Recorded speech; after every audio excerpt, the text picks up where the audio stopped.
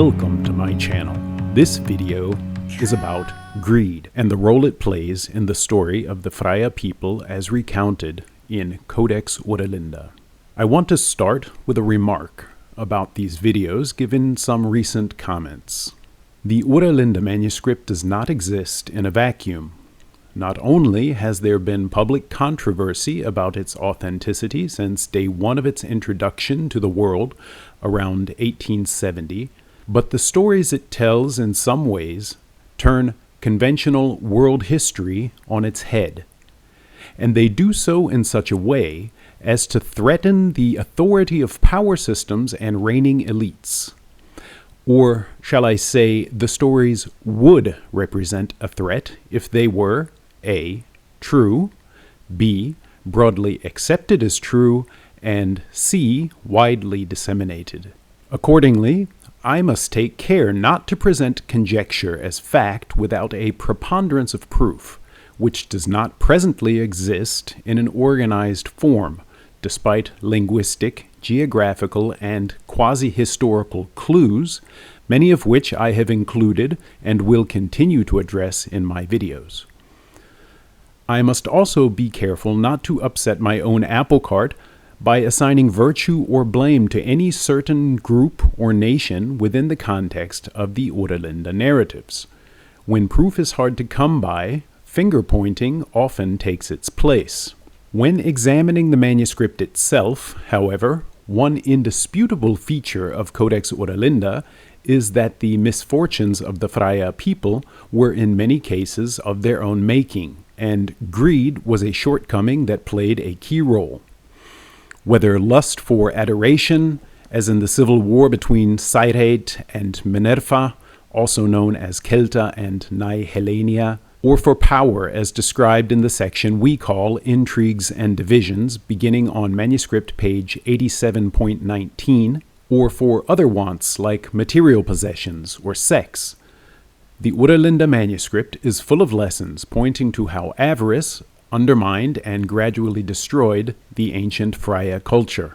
One sad example of what we might call a destructive greed complex begins on page 79.11, near the end of the book of the Adela followers, with the story of how the Danes gradually traded away their essential goods in exchange for gold and other metals, with disastrous results for themselves and the rest of Fryas land. It starts, "This is written on all our burghs, how we lost our Danemarks, 1602 years after Altland perished." Danemarks, Dinamarca, means lowlands and is equivalent to the modern word Netherlands. Skånland, as mentioned below, was the Fryas named for the North Country, what is now Norway and Sweden. The dating from the sinking of Altland, also known as Atland, places this story circa 590 BCE.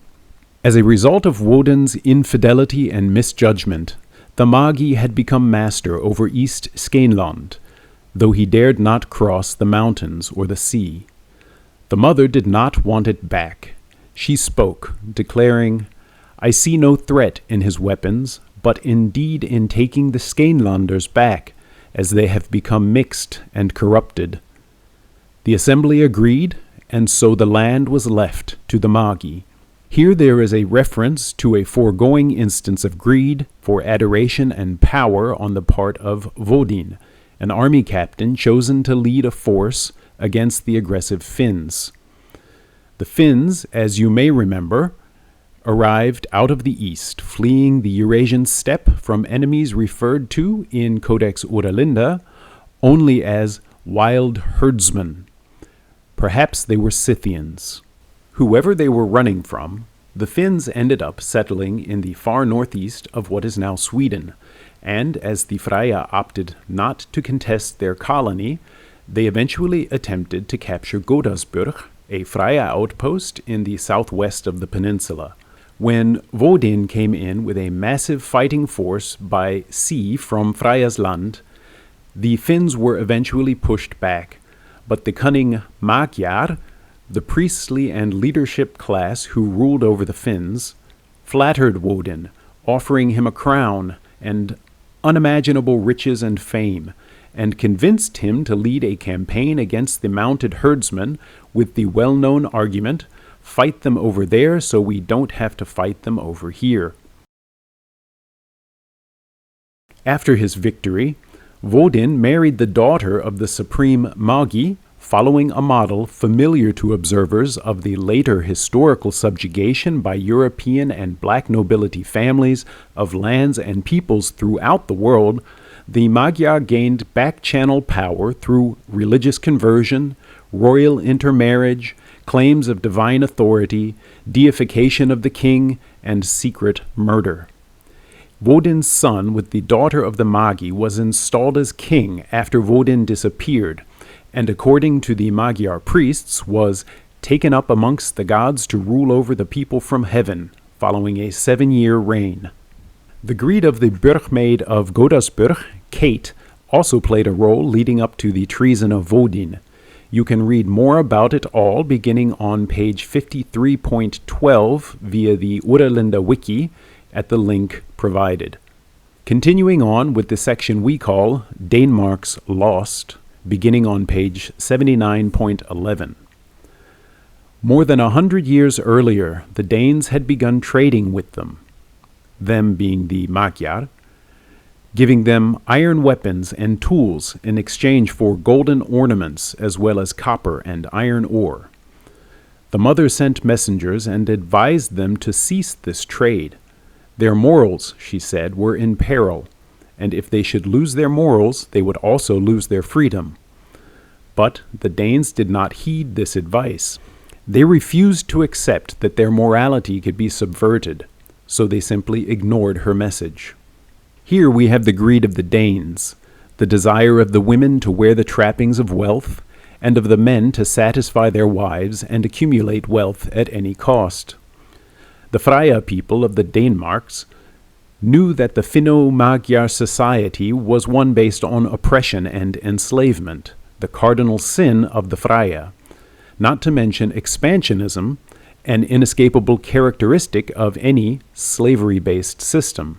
In fact, the writings that went on to become Codex Oera Linda, in particular the Book of the Adela followers, were collected precisely because of the negative Finnish influence on the Frya culture and the progressive spread of Magyar king-making westward into Central Europe. In Adela's own words, beginning on page 1.16, she addresses the assembly, pointing out that the enemy overtaking all of Fryas land is not a monolithic foe, but a network of corruption, perpetrated by the Frya leadership itself.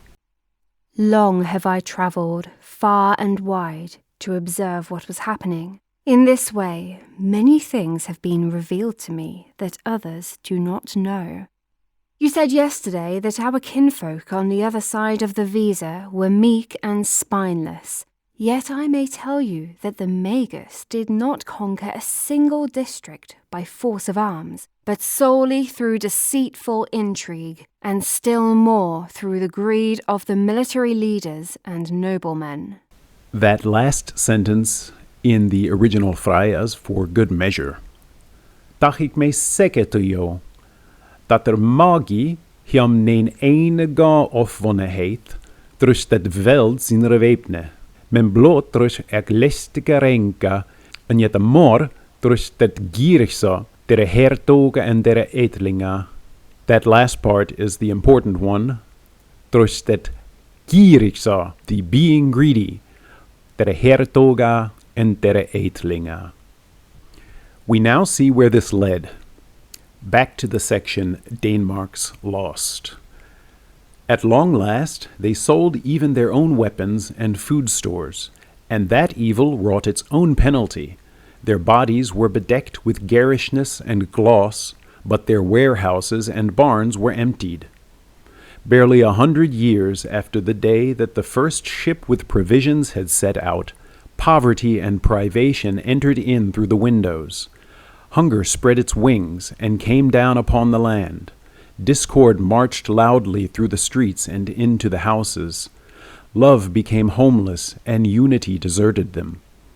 The children wanted food from their mothers, and the mothers had jewelry, but no food.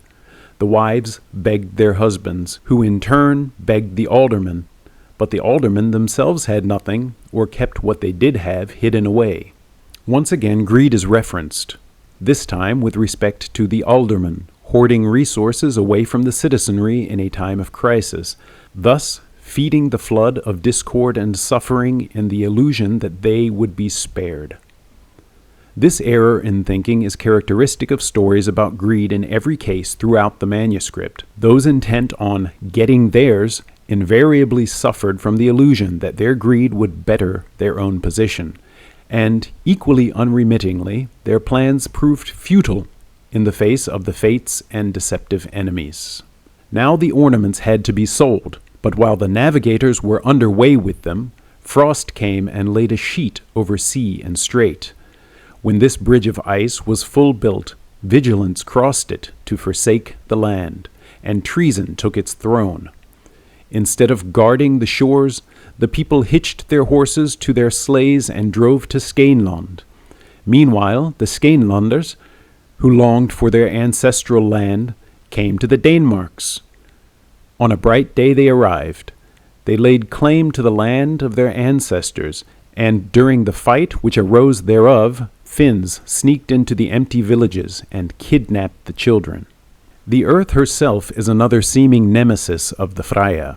From what they call the bad times, the first recorded deluge around 1600 years before this story, to the second inundation around 305 BCE and the cataclysmic upheaval that altered the entire land and seascape, even down to far-flung parts of the Mediterranean, earth changes continued to thwart and in a few cases assist the Frya people.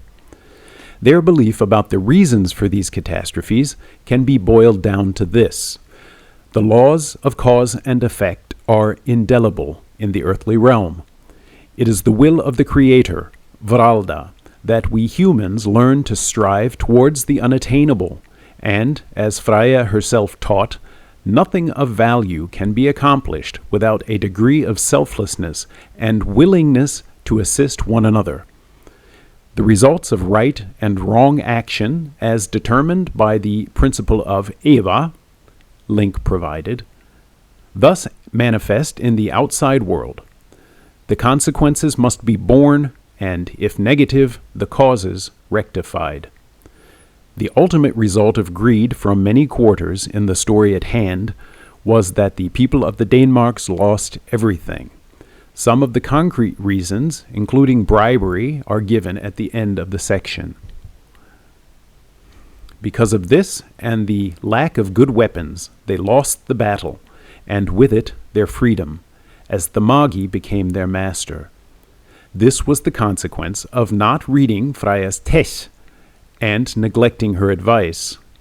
Some believe they were betrayed by the aldermen, and that the maidens had known of this long before.